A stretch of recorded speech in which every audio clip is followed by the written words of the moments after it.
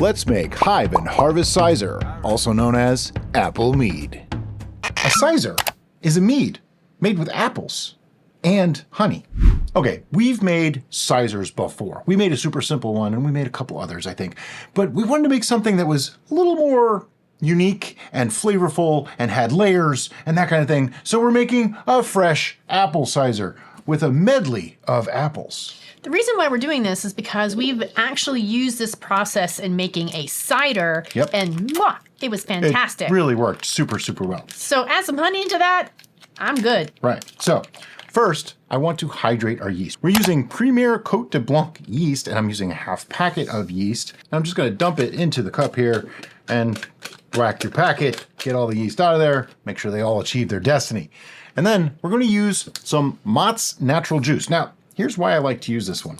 The ingredients are apple juice, water, apple juice concentrate. That's it. There's no citric acid, there's no ascorbic acid. I know those are just very minor preservatives and for color, but they do affect the flavor because they make it a little more sharp tasting. They also affect the pH, and we want to make sure our pH range is appropriate to make our yeast happy. Yeah, apple juice already has a lot of malic acid in it, so we don't want to change that too much. And I'm just going to pour a little bit of that juice in here, just, you know, a couple ounces, just to get it going. We're also going to add something else to the mix.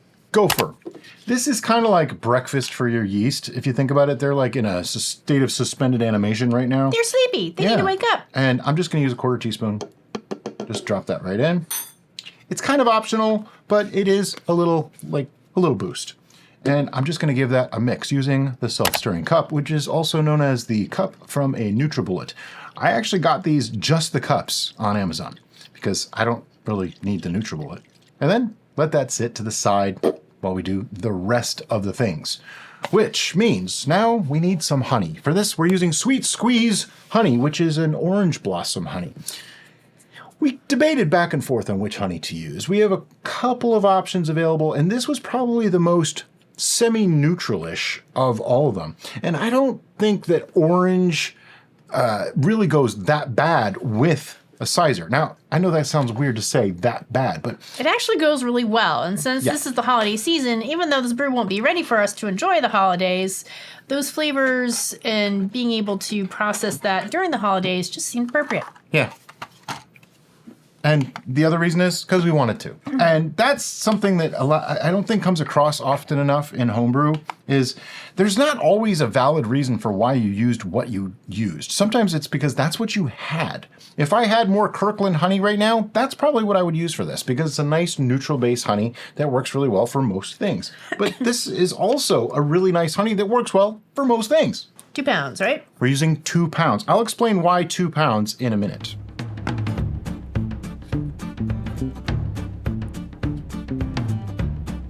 The reason for 2 pounds of honey is this. A little bit of math is kind of necessary. 2 pounds of honey gives 0.035 gravity per pound in a gallon of must. We're making a little bit more than a gallon, okay? Each pound of honey is about 11 fluid ounces. So that means we're adding 22 to our 128, giving us about 150 fluid ounces. So I can play a little bit of leeway with those numbers. So, because if these come in 64-ounce jars, and when I tell you just leave this much left, well, that's kind of a waste. I'd rather we're making the whole recipe using the whole containers. And here's why. This is really simple math.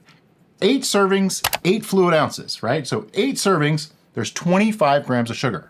That means 200 grams of sugar, 200 grams of sugar. That's about a little under a pound. It's like 75 to 80% of a pound. It comes to about 1.040 gravity.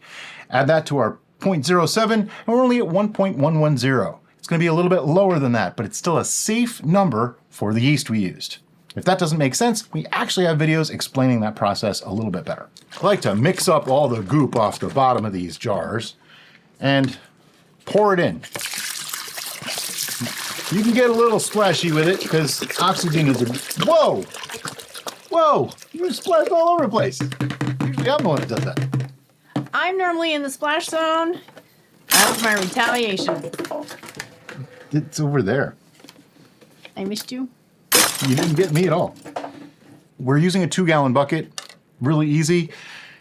If we had used a smaller container, I probably would have only put in half the juice to start with, but because we're using a 2-gallon bucket, it's only filling it halfway. I can stir it pretty easily and mix it up. That made sense, right? I said it backwards. I didn't really mean to say the way that came out. Basically, because this is only half full, it's easy to mix. Pretty sure homebrewing is like 90% mixing.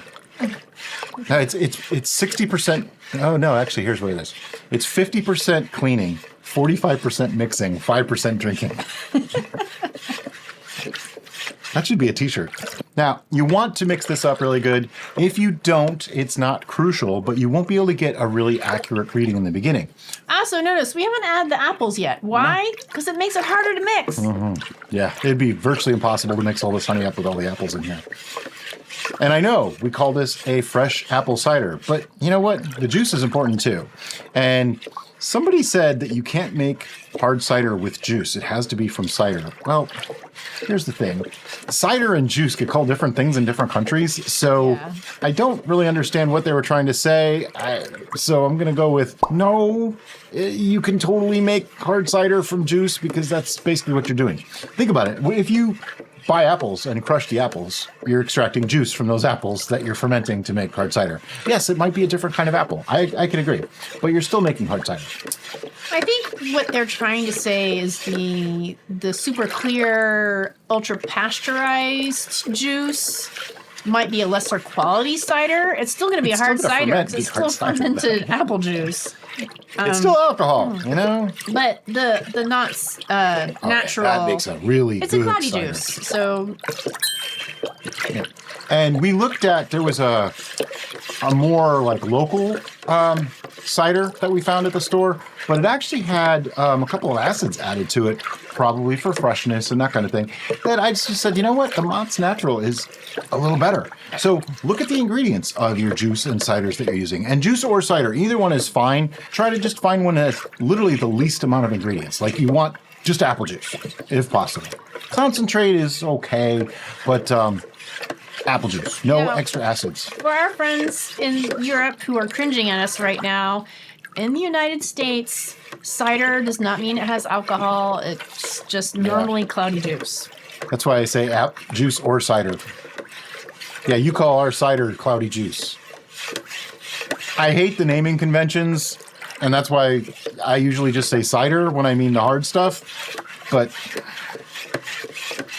welcome to the world as it is today. You know, there's just only so much we can do about it. Okay. I think we're getting close to this being mixed. Now, because we know the fresh apples really aren't going to extract their sugars to affect our gravity reading, do you want to take the gravity reading at this time? I'd actually still kind of like to do it once the apples are in there. What about pH? Same, because they might add a little bit of acids. These are some things that are going to be sort of approximates with this one. The apples are going to add a little bit more sugar, and that's going to be basically an undocumented amount. So I'm just not going to worry about it. I don't think it's going to amount to more than 1, maybe 2% ABV in the end. So I'm just not going to worry about it. The yeast will get to whatever the yeast get to. The apples are really there for flavor more so than sugar content. All right, so as Brian continues to stir this, I'm going to go ahead and prep our apples so we can start cutting those when he's done. Okay, so a couple things that we're going to be adding to this are fermento and pectic enzyme. Why are we adding fermento? We're adding fermento just as an insurance. It probably isn't necessary, but it'll make sure that there are some yeast assimilable nitrogen. Is that the right term? Basically, nitrogen in the yeast can eat because they need that to be strong and healthy. It's extra nutrients for the yeast because honey doesn't really have much. Apples do, though, so there's probably enough in there, like she said. And the other one that we're adding is pectic enzyme. And why are we adding pectic enzyme? We're adding pectic enzyme because it's going to help break down the pectin that is naturally occurring in the apples. Thus, it's going to release more of the juicy, fruity, sweet notes of the apples, plus any tannins in the apple itself, particularly in the skin. And there's a third thing, wasn't there? Oh, it's gonna help clear. There. Yeah, because the pectins can form like a haze, and it just helps it to clear at the end. Now, if you put it in at the end, you need to add twice as much to help it clear. So we're really using it to help extract more of the apple, really, is why we're doing it. I debated on even using it. But apples. We have 3 of 3 different kinds of apples for this one.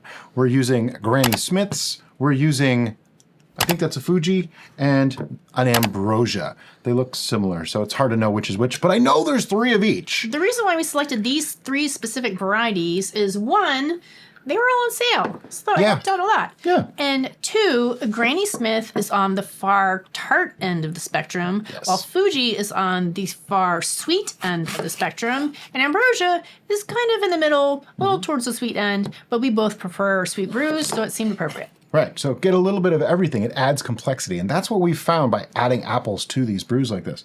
I cut the apple in half, and then I cut that into a quarter, and then I'm literally just skimming off the core right off of it, just like that. No seeds, though here's the thing about the seeds. In your body, they can be turned into cyanide. However, you'd have to consume a lot of them. But if they don't need to be in there, I'm really not a fan of putting them in there, so I just cut them out. It's not a big deal. If you don't want to, you can just quarter your apples and throw them in. That's totally fine. I won't be offended, but I'd rather not do that. So if you'd rather use a core to core them, go for it. Yeah. Whatever works for you is fine for us. I know someone's going to ask, could I just throw these in the blender or food processor? You really can if you want to, but I don't want the apples to be little tiny bits. I kind of want them to be bigger. Yeah. Our experience with brewing with fresh apples is that they readily start to get into mush. Oh, yeah. And they're going to leave a lot of particulate in your brew. So leaving them in chunks seems to work well for having as much extraction as we want with the least amount of mess. So it's a good balance. And someone's going to ask if, should you put them in a bag? You totally can if you want to. We've just found that bags may save you on one side, but cost you on the other. So it's kind of like that. You save a little bit of mess down the road, but it costs you in mess in the beginning. And we've had problems where they were blocking airlocks and things like that. So, you know what? To me, I don't really care to use it, but I'm not going to tell somebody don't ever use it. It's just, in most brews, we find they're more of a hindrance than a help. I'm just going to cut up a whole bunch of apples. All right, all the apples are in. A lot of apples. Glad we chose the 2-gallon bucket. Yeah, me too.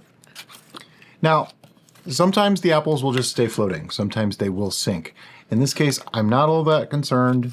You just want to make sure that your bucket basically stays wet the whole time. And what that means is you got to give it a little bit of a swirl every couple of days. You can't just set and forget. Otherwise, you could get some mold on your fruit. And that's just a safety precaution. Much of the time, though, they waterlog and just sink down. In this case, though, it's pretty full. The next steps, what do we got? We got pH and we got gravity reading. Right. Let's do pH first. Okay. Now, the reason we haven't added the yeast yet is because if we add the yeast and the pH is way too low, it could actually hurt the yeast right away. So we don't want to do that. Apples do have a lot of malic acid, which could lower the pH. Did I just squirt you? It's okay. I am so sorry. That's, I don't know. It's between 3 and 3.5. You want to just give it a little bit? I think just a little, yeah. All right. So, because we are too acidic, we need to adjust our pH, and today we're going to be using potassium bicarbonate to do so. You can also use potassium carbonate, you can use calcium carbonate, and you can even use sodium bicarbonate, which is baking soda. Just know that the more you use of these things, the saltier it'll get, and baking soda is probably the worst offender in that respect because it will make a salty taste right away. So is this a teaspoon or half a teaspoon? This is half a teaspoon. And I'm just going to, we're just going to drop it in there and mix it through. I go half teaspoon increments because it's really hard to gauge exactly how much you need for any given amount. So instead, I'd rather just use a half teaspoon, check again, and just keep adding as needed. So now the trick is to mix that through thoroughly. It's not so easy with all those apples in there. Imagine trying to mix the honey with all these apples. I'm so glad we mixed before. It would not have happened. It just wouldn't. Now, if you want to cut your apples smaller than we did, you certainly can. We're using them mostly just for the flavor component, so that's why I wasn't overly concerned. The yeast will get to them. They will fall apart, and they will make a mess. So the smaller you make them, the more of a mess you're going to end up having. That's why I don't like to make them too small. Get mixed. Let's check the pH one more time. Oh, that's much better. That's... Yeah. Oh, yeah, that's approaching 4, maybe even 4.2-ish. Okay, so we're good. Ideally, I like my pH to be right around 4 because too high can let some pathogens, bacteria, and things like that we don't want in our brew to grow, and too low will actually hurt the yeast. And most yeast tend to work very well at a 4.0 pH. Okay, now we can add our yeast, which has been sitting for a few minutes. There was some bubbles in there. I just mixed them all up though. And I'm just giving this a good stir so I can pour it right in and get everybody in there so they can all fulfill their destiny. Every drop is sacred. Expecting this to be somewhere around like a 1.10 something, somewhere in that range. 1.104, not too bad. Pretty much right where I wanted it to be. So we used Premier Cote de Blanc yeast, which is, I think, a 14 or 15% ABV tolerance yeast. And it's good for fruity flavors and things like that. That's why we used it for this one. And our original gravity is 1.104, which comes out to something like a 13 or so-ish percent ABV at the end. So that means we're well within the range of our yeast, so this should run dry. By the way, if you've ever used a triple scale hydrometer and you look at it, if I go to the 1.104 and just turn it around, it says potential alcohol by volume. We get 10, 11, 12, 13, it's about 13.5%. Okay, so like 13.5% ABV. Cool. Still below what the yeast can actually handle. So at this point, all we need to do is put the lid on and put an airlock in it. Now, some of these buckets are known for not sealing really well. And I think a lot of that is because maybe it wasn't pressed down hard this enough. one needs to be pressed more there. Standing might be the option for us. No, it's not going. It's on. That's on. Okay. Sometimes they don't seal well, but here's the thing. It's probably going to seal well enough to keep bugs out. The only problem is your airlock may not work so well. It's not that big of a deal. It's not the end of the world. It's still going to ferment and it's still going to be fine, but you can't rely on the airlock. The airlock is actually going to be working fine. It's just not going to show you the bubble indication. Right, because it won't have a seal. The gas may be escaping from the seal. It'll still prevent bugs. But it's still working. Won't go bloop, bloop, Still bloop. working. But we need one of those now. Yeah. Airlock time. By the way, we might not have even mentioned it, but a Cyser is a mead made with apples and honey. I probably should put that at the beginning of the video. I think I will. It's going to be in both places. Okay, so what are we going to do with this now? Well, that's it. Probably a couple weeks. Got to let it ferment.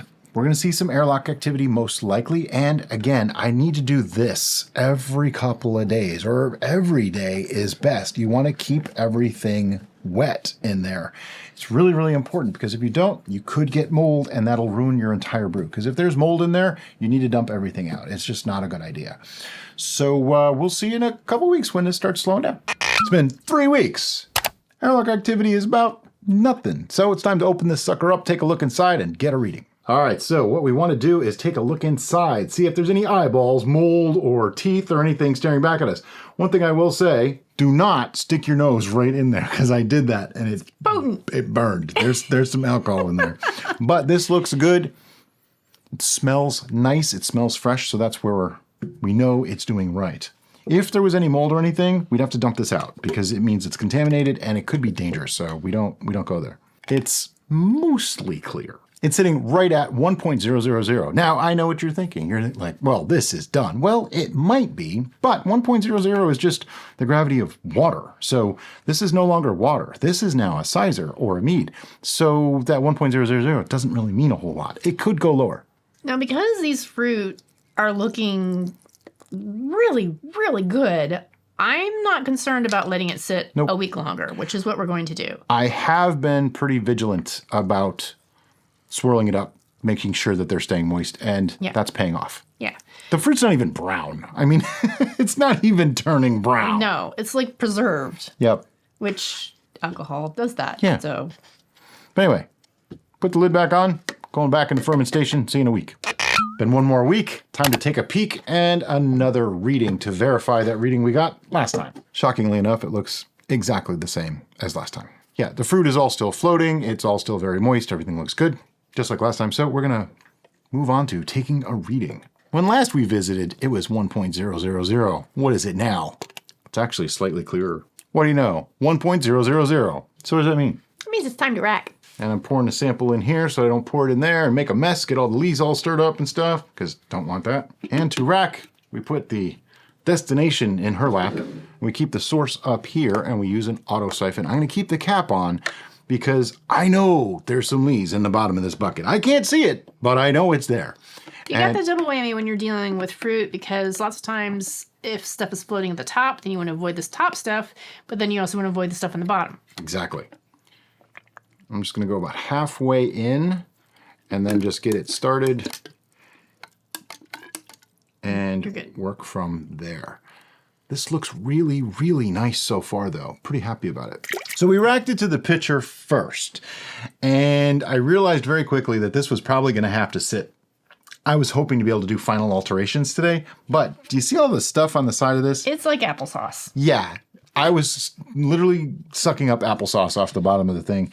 And even just sitting in the pitcher, a layer formed at the bottom before I could get to racking it in here. So this is going to sit for at least a week, and we'll be back for the next step. All right, it's been one more week, and as you can see, this has settled out quite a bit. There's a lot of fluffy leaves on the bottom that fell out from sitting, but this is what happens when you rack sloppy, like I did last time. But now this is nice and clear. So we want to rack this off, leaving all this stuff behind. We're going to rack it right to a pitcher, save some time and trouble, because we're going to do some adjustments and flavor stuff. That's right. I get the weird announcer voice when we're doing things like that. I don't know why. I don't know where it comes from. I still have the cap on because there's a lot of stuff in there. Oh boy, this is very full. When you're really full like that, you cannot go in as deep as you might want to. So just be careful. And I'm just kind of going down as I get it going. There we go. It's going. Yes, when you have to rack multiple times, you do lose a little bit more product. But I'd rather have a cleaner product in the end than have that extra mouthful or two. I mean, do you really want this kind of stuff at the bottom of your bottle? If I want applesauce, I'll make applesauce. He makes a really good applesauce. Now, this is the part of the show where we take this basic recipe that we did and augment it to our tastes. Now, in my mind, this time, really what I want is a Cyser. So that's why we thought about cinnamon, we thought about spices, but I don't really want it that way. I don't want a spiced Cyser. I want a Cyser, which is just an apple-flavored mead. So we want apple and honey flavors to come forward. Right. But along with that comes acids and tannins and sweetness. So those things are important too. So the first thing we want to do is get our base level test. There's a couple of floaties in there, but it's all apple stuff, so it's okay. Are you going to mentally be able to block it out? I'm going to block it out. Work your way through. I don't like floaters in my stuff. On the smell, though, got a nice apple. It's pretty dry. Up front, it's delightful, and then it goes dry real quick. Yep. And then you're like, oh, it hurts a little bit. See how front? Oh, yeah. It's like in the front, it's a nice sweet apple flavor. And then definitely goes into that dry mead. Now, there's nothing wrong with that. We have had people say, oh, it turned to vinegar. If you don't really know what vinegar tastes like, if you've never actually had a mouthful of vinegar, first, I don't suggest having too much. Trust me on that. And second, this could kind of be mistaken for it because it does have that little bit of a harshness at the end, a lot of acidity. I actually we've come to know that that's just what a dry mead that's young tastes like, but a lot of people don't know that. So that's kind of an important thing. Right off the bat, though, I think this needs sweetness. I agree. Without a doubt, it needs sweetness. I agree. I don't know if it needs more tannin yet. Right. We will only know once we get that harshness to calm down a bit. So to sweeten, we have some Sweet Squeeze wildflower honey here. Whether this is what we used in the beginning or not, I don't remember, but it doesn't make sense to me to add anything other than a wildflower to this. I want something fairly neutral. So if you don't have wildflower for some reason, you can use clover because that's also a very neutral honey. Yeah, I mean, it's all debatable. Some people say that clover is not neutral. I don't know. I've always thought of clover as kind of a neutral honey. We have access to wildflower a lot easier than we do. We do. Clover. Yeah. And the way we sweeten, just like we always do, is I put in a little bit, less than I think I'm going to need, and then we mix it through and taste it. And I suggest you do the same. That's why we don't say add 6 ounces or 8 ounces or whatever, because I don't know how much it needs yet. Okay, that's the whole point. Also, we might have a different volume than you do, and that's going to affect if our volume is not the same as your volume, then our volume of sweetness should not be the same as your volume of sweetness. By the way, to mix this up, I'm going to be using the spattle. It's a spoon, it's a paddle, it's both. You can get yours in the description below. And you do want to mix this up real good, because if you don't, you're not going to get an accurate flavor profile when you actually do taste it. One very important aspect, though, is sweeten to your own taste, okay? If you've never made mead before, if you have no idea what you like, fine, copy what we did the first time and then go, that was too sweet for me, or I like it sweeter than that. Then you know to adjust, because our tastes, sometimes we go very dry, sometimes we go very sweet. We have a wide range, actually. Kind of interesting. But it gives you a good gauge as to how much to add, because what we're going to do is give you a specific gravity reading later. We know this was 1.000, and then when we're done adding all the honey, we'll let you know how it is then, so that you can see. It still smells the same. And now, I joke about that. When you add honey, though, it could change the smell. But actually, it's smelling a little more apple pronounced. Oh, what am I doing? The gentlemanly thing. How is it? Yeah, that's a lot better already. Oh, wow, that's way better. Yeah. I think I want just a little bit more. Yeah. Wow. Okay, what happened as we added that little bit more honey? I didn't add that much even, just a couple ounces. All the appleness started to come more forward. Then the sweeter apple flavors came forward. Really, really fantastic. Yeah. Now I want just a touch more of the honey. I'm even getting almost a cinnamon spicy thing. Yeah. I don't know. That's why I was like, where did that come from? I think a lot of us just have a tendency to think cinnamon when we think apple. Just that association is making you think cinnamon even when there is none. Particularly sweet apple. Sweet apple translates in your brain apple to pie. Apple pie, which translates to spices and cinnamon. Yep. Coincidentally, most of the spices used in apple pie are the same ones used in pumpkin pie. One thing about when you're mixing this is be careful not to stir it up, like shake it all up and get oxygen in it. A lot of people might think that I'm doing that, but I'm actually not. It's actually a very gentle stir. It's not stirring oxygen into the brew. Plus, this is still degassing a little bit anyway. So it's safe. And we've been doing this for a long time. We've never had one oxygenate from doing this, so it works. I put in a very little bit that time because I think we're getting very, very close. It still has a lot of clarity. Usually by the time you mix in honey, you lose all your clarity. Getting a little more honey on the smell now. Yep. It's definitely reading as a Cyser. I'm getting a pretty good balance of the apple and the honey. That is really nice. The only thing that I'd like to do is it's not thin, but it's on the thinner side of what I like in the mouthfeel department. Okay. I think I'd like a little more tannin. Okay. The apple peels will give some tannins, but I think just a touch more. So if you could grab the powdered wine tannin. All right. Now, powdered wine tannin is literally just like powdered dried oak. The same kind of thing that you would use for barrel aging or oak aging, things like that. It's the same concept, but it's just finely ground so it dissolves right into your brew. I'm just going to add a half teaspoon to this gallon. It is almost exactly a gallon now, by the way. It clumps up, and there's really no way to get a good idea of what that's going to do to the flavor today because it needs to extract, it needs to mix with everything and get in there. Now, last time we did this, a couple of people asked, could I add tea at this point? Yes, you can. However, I don't know that I'd add a cup of tea. What I would actually do is take a tea bag and stick it in there and leave it for a few hours cold, because in a few hours cold, it's going to extract a little bit. That way you're not diluting your brew, okay? Now, I wouldn't leave it in the pitcher. I would put it in the fermenter and hang the tea bag over the side with string and stuff so you could pull it back out. I think that's how I do it. But in reality, the wine tannin is a little bit more convenient at this stage in the game. If I knew I was going to... That clouded up a lot. Yep. If I knew I was going to add tannins in the very beginning, that's when I would put in the tea. I think the powder from the wine tannin created nucleation sites because when you look at that, it's... Yeah, like I said, there's some gas in there, so... Okay, not a problem. So anyway, what are we going to do with this now?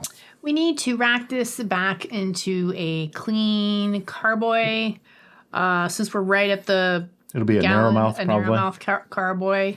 And then we're going to pasteurize it. Right. And the reason we're pasteurizing is because you need to stabilize this so it will not ferment further. At this point, it was at 1.000. Then we added more to, oh, I need to take a reading. We added more honey to it. So it has the potential to keep going, okay? Let me do a couple calculations before we go much further, though. Hold on a second. So let's see. We used Cote de Blanc yeast, which is like 14, 15%, something like that. We started off at 1.104, original gravity, minus 1.000, which is where it stopped. Because the honey we added today changes the gravity, but it didn't ferment it. So we have to not count that in this calculation. That's 0.104 times 131.25 gives us 13.65%. Now, that's an estimation. I also know we drank a couple ounces and we added a few ounces of honey. So if I call it, say, 13, we're probably within a point or two of correct. I'm guessing it's around 1.016. That's my estimate, 1.016. A little off, 1.022. For anyone that doesn't understand what the wine tannin does, somebody said it adds friction in your mouth. That's an apt description. What it does is if you've ever had like straight black tea, that puckering sensation where it feels like it's like sandpaper in your mouth, it stays in your mouth like it's rich and thick. That's exactly what tannins do. And they're part of the triangle, the tannins, acids, and sweetness. This has plenty of acids, okay? The acid level on this is actually really nice. It's got a crispness to it, a lightness to it that the acidity brings. The tannins keep it in your mouth, and the sweetness just kind of balances out all the elements together to make it a pleasing experience. So all three of those things are important when it comes to a brew. We did a whole video on that concept. I'll make sure to link that in the description below. But for now, like we said, rack to a fermenter, pasteurize, and we'll be back with a final tasting and a judgment in a week. It's been one more week. It is time to taste this and give it a judgment. And, you know, it's still in the fermenter and everything. It's going to sit in here for probably months. Yeah, we already see that a good amount has settled out, and that's why it is so nice and clear now. Yeah, this came out wonderfully clear, actually. And that's the big advantage to letting it sit for a while afterwards, is that it clears out. It's also aging at the same time. So, I mean, there's no harm to it at all. All right, so it's beautifully clear. It has this lovely golden tone to it. Yeah. Very reminiscent of a cider, even. On the smell. That is a lovely aroma. Oh, wow. It's like apple and honey. Yeah, go figure. But, I mean, usually Cysers don't come out quite that. I'm getting way. a nice floral. Oh, yeah. I'm thinking that's from the honey. I would imagine so. I think it was wildflower honey, right? Yeah. Yeah. And this is 1.022, so it's, you know, sweet-ish kind of thing. 13%. I'm going in.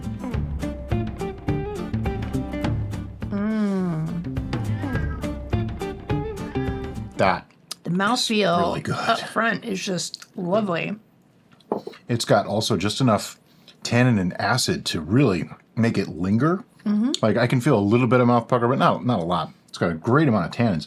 The acidity level really makes this a bright and crisp taste and cuts through that bit of sweetness that we added. I'm getting a textural change as well as a flavor change. Normally, it's the flavors that meld one into another. This one has definitely got lots of textures going on the mouthfeel. You know, it's funny because for years everybody says, oh, I love Cysers. You got to make a Cyser. Everything's great. I've made a few Cysers and I was never super excited about them. This one's good. This tastes like apple. Yeah. But it also has the honey character coming through. And we have noticed that with pairing up a juice with the actual fresh fruit as well. Is the way to go. Really amps up the fruit profile. Oh, yeah. I don't think without the apples in this would have anywhere near this kind of a flavor profile. Yeah. Just really boost that up like ginormously. There's a word for you. But we got to put a score on this. I'll have our scoring system up on the screen so you can see it so I don't have to go over it every time. But got to do numbers now. 1, 2, 3, 9.5. I was ready to go 10 on this almost. It's that kind of good. I like it that much. It is really nice. I honestly don't have a good reason why I went all the way to 9. Yeah, I don't have a good reason why I didn't go to 10. I think my brain is playing tricks on me and saying, oh, it kind of feels spiced, but it's not spiced. It does. Should it be spiced? Maybe it shouldn't be spiced because it already feels but that spiced. would be a different recipe. And I know. Here's the thing. If you wanted to make this spiced, you could very easily do so. Drop some cinnamon, some allspice berries, whatever you want into this and do that. We've done so many spice things that I didn't want this to be spiced. I wanted this to be as pure to a Cyser as it could be. So just honey and apple. Right. But my brain started going off in so many different tangents. And that doesn't mean that I should have knocked down the score as much as I did. And I'm joking about that because 9, It's a really? 9, yeah. But my brain's been really active lately, so I'm just going to blame my brain. Okay. She's blaming her brain. But this Cyser is fantastic. We're going to bottle this in probably a few months. We'll keep one for a year, and we'll be back at that point with this one to show you what we think of it after a year. But in the meantime, guys, thanks for watching, and have a great day. Bye-bye.